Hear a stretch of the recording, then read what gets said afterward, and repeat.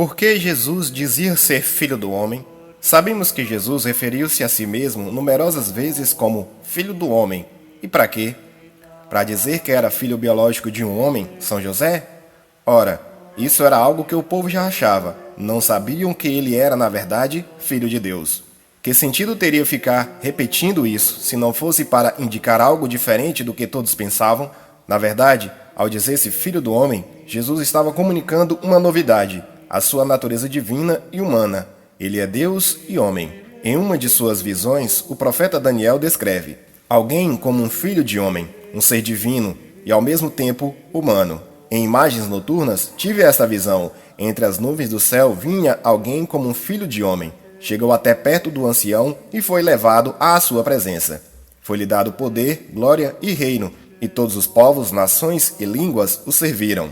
O seu poder é um poder eterno, que nunca lhe será tirado, e o seu reino é tal que jamais será destruído.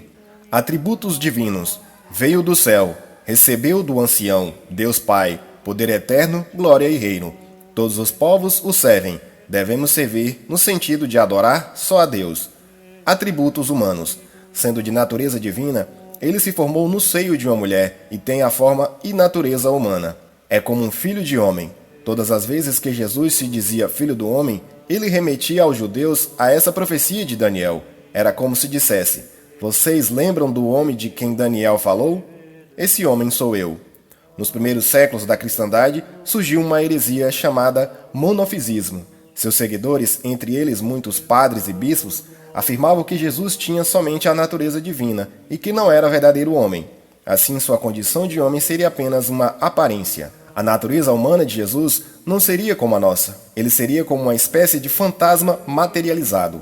Para destroçar esta heresia, foi convocado o Concílio de Calcedônia no ano de 451. Nessa reunião de bispos, o Papa São Leão Magno expôs de forma brilhante a doutrina das duas naturezas de Cristo. Esse texto é muito esclarecedor, pois explica como se pode conciliar o fato de que Jesus disse: o Pai é maior do que eu, e também tenha dito algo que parece contradizer isso. Quem viu a mim, viu o Pai. Confira um trecho. Quem na natureza de Deus criou o homem, fez-se homem na condição de servo. Cada uma das duas naturezas conservou sem alteração as suas propriedades. Como a natureza de Deus não eliminou a natureza de servo, assim a natureza de servo não diminuiu a natureza de Deus. Desce, portanto, do reino celeste às íntimas regiões deste mundo, Jesus Cristo, Filho de Deus, sem se afastar da glória paterna, gerado em ordem nova, em novo nascimento. Nova ordem, porque invisível no que lhe é próprio, fez-se visível no que é nosso, incompreensível que ser apreendido, sendo antes do tempo, começou a existir no tempo. O Senhor do Universo assumiu a condição de servo, velando a imensidade de sua majestade. Dignou-se o Deus impassível, tornou-se homem passível e o imortal submeter-se à lei da morte. Vem à luz por novo nascimento, porque a virgindade inviolada, que ignorava a concupiscência, ministrou-lhe a matéria corporal. Recebeu o Senhor de sua mãe a natureza, mais isenta de culpa. A natureza humana de nosso Senhor Jesus Cristo, nascido do seio da Virgem, não difere da nossa por ter tido ele admirável natividade. Sendo verdadeiro Deus, é também verdadeiro homem. Nesta unidade não há mentira, pois mutuamente se coadunam humildade humana e grandeza divina. Como Deus não se altera por tal misericórdia, o homem não desaparece, absolvido pela dignidade divina.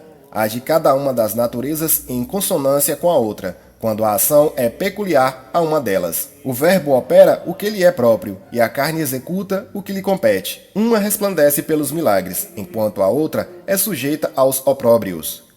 Ter fome, ter sede, estar cansado e dormir evidentemente é humano, mas saciar com 5 pães 5.000 homens e dar à samaritana a água viva, que não deixa mais ter sede quem a beber, andar sobre as ondas do mar a pé enxuto e acalmar o furor dos vagalhões, falando imperiosamente à tempestade, é indubitavelmente divino.